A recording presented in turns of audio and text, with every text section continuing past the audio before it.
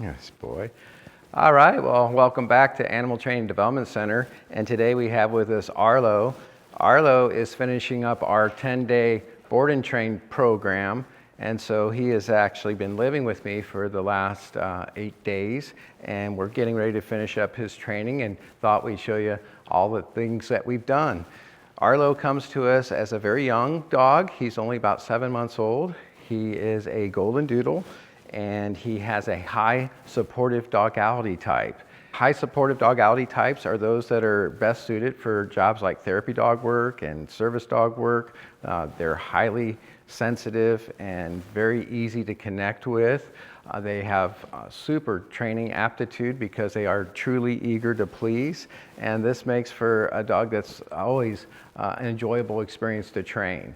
But each dogality has pros and cons, and so on the negative side of a high supportive dogality type, we have some behaviors that are pretty common that we're also helping him with that are on the negative side. And because they are so engaging and so connected and so focused on people and so eager to please, they have a tendency to get a clingy side to them started. And that clingy side can actually become maybe some separation anxiety. It can become the type of dog that gets very anxious if they're not being touched, and you can see some anxiety issues develop due to that clinginess if you don't keep it in check. And so what we do at Animal Training Development is we honor each dog for their dogality, and we certainly appreciate them for those plus sides, and each of them has some wonderful plus sides to them. And then we also address the negative sides to them to where we help them balance to where we can keep them confident enough in this dog's case that he doesn't get to the point where he has separation anxiety, he doesn't have issues with clinginess, and then we honor him for those sides of him that you'll see him do, connecting with people, maybe even get him started toward a therapy dog career. I think he'd be wonderful at that, and he loves to train and he loves people, so you have those two things in common, and we can really see him having a great future with something like that if you like. So we start every dog out, regardless of dogality type, with a simple rule that we like to call the unspoken command. And this unspoken command is based on the idea that we never want a dog to get to the end of the leash at any time for any reason. So if I start to walk away from him, if he doesn't follow me, there he comes, good boy.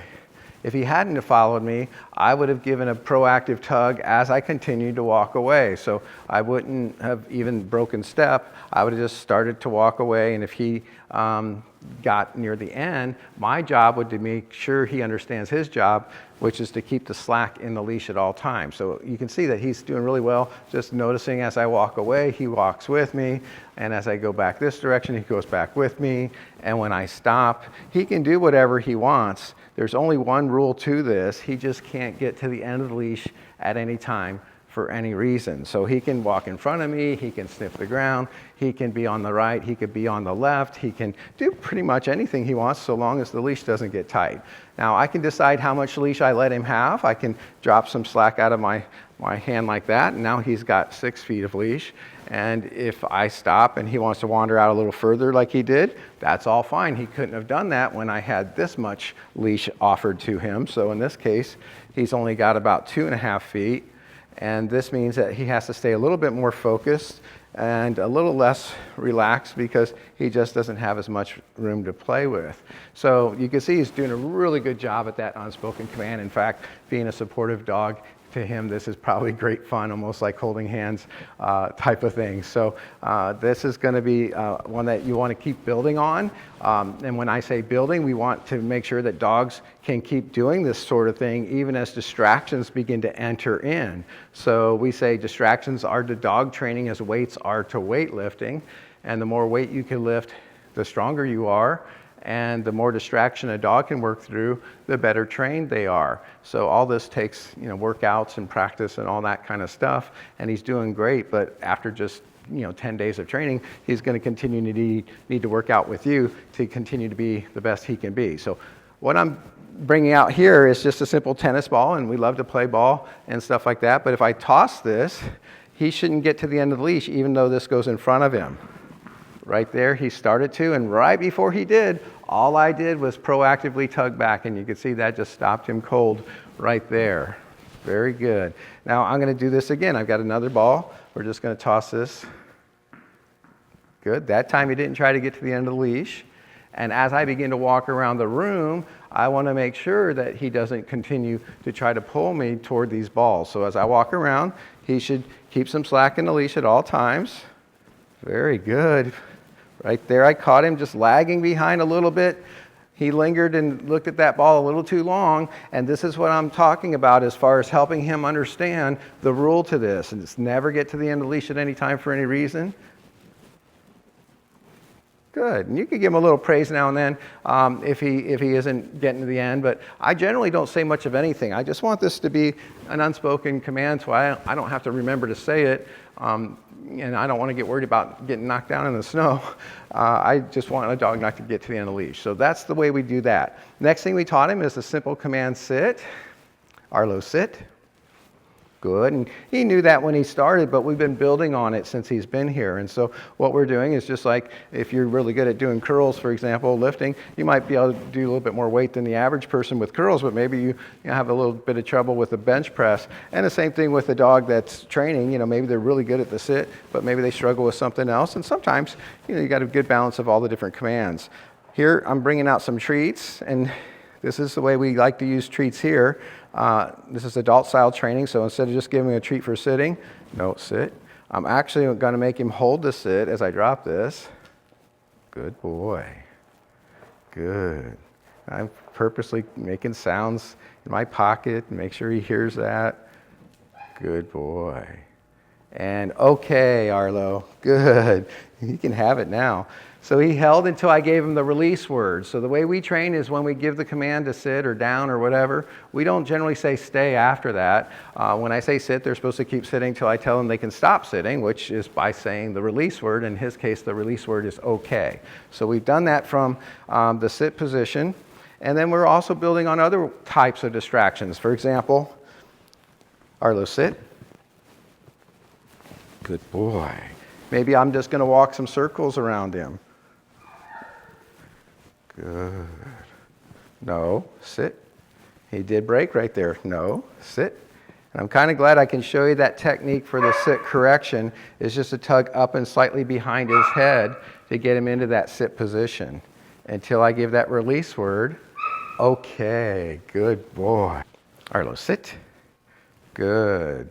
And back to walk in circles.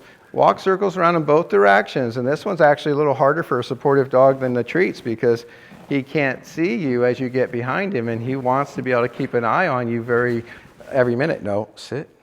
There we go. So just keeping him in that sit command until you give the release word. Okay, good boy, Arlo. It doesn't always have to be a treat praise. Believe me when I say supportive dogality types take all kinds of praise well. So physical praise with your hands, verbal praise with your voice, your body language can praise a dog. You don't have to always have treats with you in order to have a happy dog. You just have to have something that they appreciate getting. And so with the supportive dogality type, they tend to really enjoy a variety of different types of rewards, and you have your vocal cords and your body with you wherever you go, so you can utilize those, and you can see he's just as happy getting that sort of reinforcement. The next thing that we taught him is the command heel. Arlo, sit. Heel is a position in relationship to your body, and right now we are in that position. So his paws and my feet are parallel with each other. He's at or slightly behind my left leg. He's close enough that I could reach out and touch him, but not so close that he's clinging to my left side. And this is the position I'd like him to maintain every step of the way. So as I give that command to heel, we've taught him that I'm going to lead with my inside foot. If your dog heels on the left, you lead with the left, and we're going to go ahead and tell him heel. And now he needs to maintain that exact position every step of the way, no matter where I go, how fast or how slow I go, or what's even between us as we go. So as I walk over these tennis balls, no, heel, good. This isn't like that unspoken command where he can do pretty much anything he wants. He has to now stay exactly in that heel position every step of the way. And while he's in position, he's not allowed to look away or look down or be too far ahead or too far behind. He can't sniff the ground or go potty. He needs to stay really focused every step of the way. Good boy. Until I stop and he sits. Good job, Arlo. So this is a very important command and a very strict command. And the reason it's so important is that it is the one that you'll use when there's heavy levels of distraction or high levels of danger.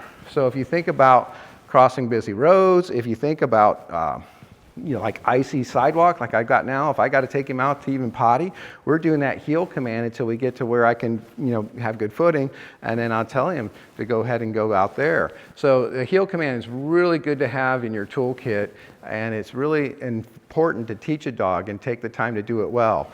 We've got some cones here, and one of the things I recommend that we practice a lot are figure 8 patterns. Heel, because with the figure 8 pattern it teaches right turns, and heel, left turns. It's getting a little head on that left turn, which is pretty common. And it's common that they lag behind on the right turn because they have to learn that when we go this way, you, as the dog, Arlo, has to slow down a little bit. And as I go this way, a dog will have to speed up just slightly to stay in my heel position. See that? Left turn. Now he's slowing down a little bit. Better. And one more right turn. Come on. He's lagging behind a little bit on that right turn. So I said, come on.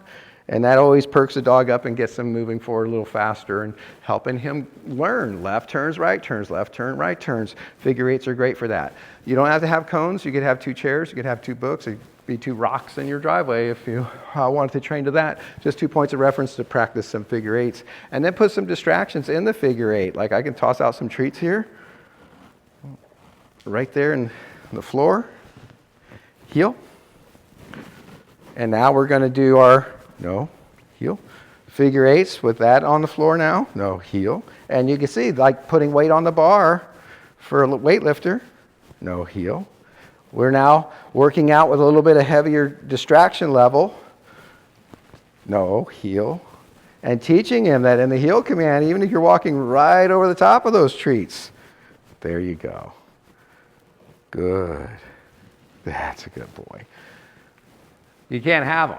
So it's important they learn that. If your dog maybe comes with a therapy dog down the road and maybe you're walking through a hospital or a clinic and maybe there's medication on the floor that somebody dropped and you see that and you tell your dog to heel, when they're trained the way that we're training them, they're going to keep their head up and not reach down and grab something that might be really bad for them. It's also awesome to have around trails that have a lot of geese, if you know what I mean. So keeping their nose up and keeping them from eating things that they shouldn't. The next thing we taught him was the down command. And this one took some time, but he's doing good now. Down. Oops. No. Down. If he doesn't, we're just stepping down on the leash. Down. Just like that. There you go. He's still thinking about those treats over there. Good boy. From here, I can give the release word, in which case he would go grab that treat, or I could give him the heel command. So I can just go ahead and say, heel, leading with that left foot again. Remember, you lead with the left. If he heels on the left. Good. Right through here. Good. Nice automatic sit. And then leading with the right, he should stay put. So right foot, they stay put. That's our rhyme. Right foot, staying put. Good. Good. All right, let's try this down again. Down. There's a good one. Still, with the right foot, he should now stay put in that down position. If he were to get up, again, you're just going to step down on that leash and say the word no as you step. Repeat the word down, and then release your foot once he lays back down. Okay, Arlo, good boy. So I gave him that permission to go ahead and get that treat, and that's the way I like to use treats. it's not that we don't give treats when we do adult style training, it's that it's different. Instead of giving the treat when the dog does something, we're giving the dog a treat after they're done doing something, like, working through it like that. He's got his eye on one last one over there still. The next thing I want to tell you about is the come command that we've been working on with him. And Arlo, come. You're just going backwards a few steps when you call him. Good. Making sure that he sits when he gets there. Very important to teach a dog to come and sit. If we don't teach them to come and sit, they're going to come and go all at the same time. We call those doggy flybys. And so I like to practice this just out of that unspoken command word. So right here, he shouldn't get to the end of the leash. But beyond that, I'm going to go ahead and let him go ahead of me. And I'm going to go backwards. Come and go backwards, making sure he gets to me and sits. Good boy. Okay. And now he's in that unspoken command where he can wander around a little bit. And I'm again going to go back and say, come. There, we got a good one. Very nice. Good boy. And once in a while, you can go ahead and even reinforce that with a treat if you want to. I'm not saying don't use treats. I'm saying use them more sparingly and make your dog work more for them. Heel. Replace those other treats with praise, physical, verbal, body language. Even play is another one. Don't sit. I can get out a tennis ball and say, okay, Arlo, good boy. That sort of thing is a reward too. What a good boy, you got that, huh? And he does love to play. He's a young dog, and they need recess time. We've enjoyed lots of recesses with him, both at home and here. Really enjoyed his stay at our house. He's a super fun dog.